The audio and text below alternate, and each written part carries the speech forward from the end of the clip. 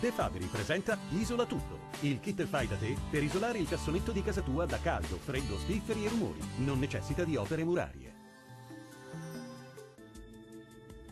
Ben ritrovati al meteo. Sarà una bella giornata di sole sul Triveneto. Nel dettaglio, sul Veneto ci attende una giornata festiva all'insegna del sole. Il tempo dunque sarà asciutto e stabile su tutti i settori e il cielo si presenterà poco o parzialmente nuvoloso. Non sono attese precipitazioni degne di nota. Temperature minime comprese tra i -2 e -5 gradi.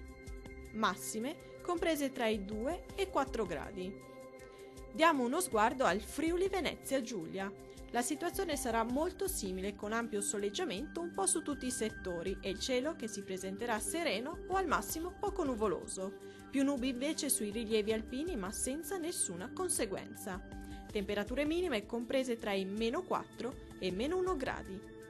Massime comprese tra i 3 e i 5 gradi. Vediamo infine la situazione del Trentino Alto Adige. Bel tempo sulla nostra regione, dove sarà il sole a prevalere. Non si escludono locali nevicate a bassa quota sui confini alpini. Ampio soleggiamento invece altrove, con il cielo che si presenterà sereno o poco nuvoloso ovunque. Temperature minime comprese tra i -1 gradi, massime oscillanti tra gli 8 gradi. Dal meteo di Antenna 3 è tutto, arrivederci al prossimo aggiornamento.